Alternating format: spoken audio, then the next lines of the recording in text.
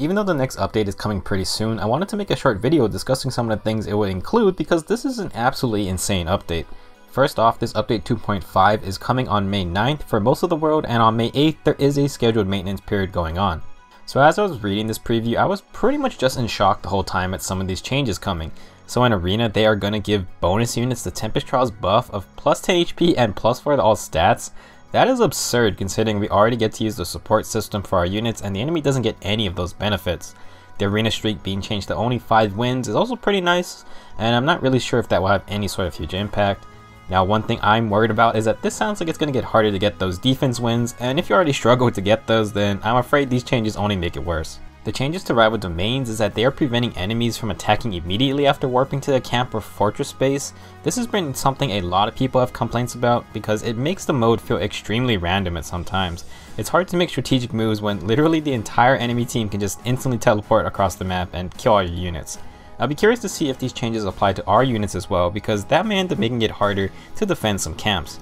Glad to see these changes though, and it shows that they are listening to people's feedback.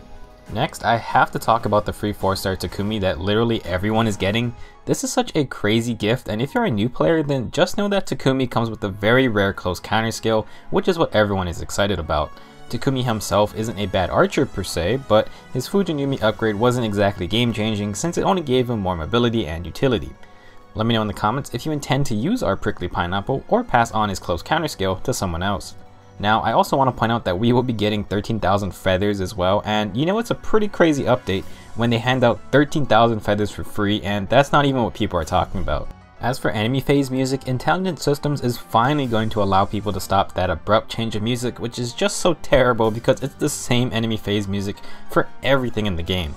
Thank goodness for this change, and part of me wonders if it's just something that they couldn't figure out how to implement or it just wasn't a high priority. Regardless, really happy with this change, and a lot of people have been looking forward to this feature for a very long time. Last, we have our new unique weapons and upgrades for this update.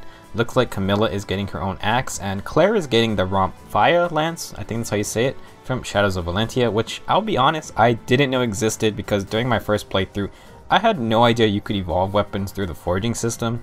I was playing through that game on normal, and I feel like I screwed up so badly that I was just making the game way harder for myself. I also had no clue that Celica could get the beloved Zofia by upgrading the dagger you get very early on, and I was too dumb to figure out how to get Catra and Paula. That's what happens when you don't look up any information or guides, but admittedly, it made for a more memorable experience. Sorry for getting sidetracked, we are also getting Male Corn's Yato upgrade, and personally, I'm not expecting anything crazy, but if he can find a way to differentiate himself from the giant pool of really good sword units we have already, then that'll be good. You know, I actually have a 5-star Male Corn and Claire, but my Claire is minus attack and Corn is minus speed, so those two have been riding the bench since forever. I don't think either of their weapons or refinements are going to want those Banes, but hey, both of them are available to get at lower rarity now, so maybe I'll promote another one in the future. So what are you guys most excited for about this update? There is just so many good things coming, and I'm looking forward to more unique weapons and upgrades. Do you guys have any predictions for Camilla, Claire, and Corn's new weapons or upgrades? I'm personally looking forward to Camilla and Claire's weapons because Camilla can be good with other weapons in her innate Brave Axe, and I did like Claire as a character in Shadows of Valentia.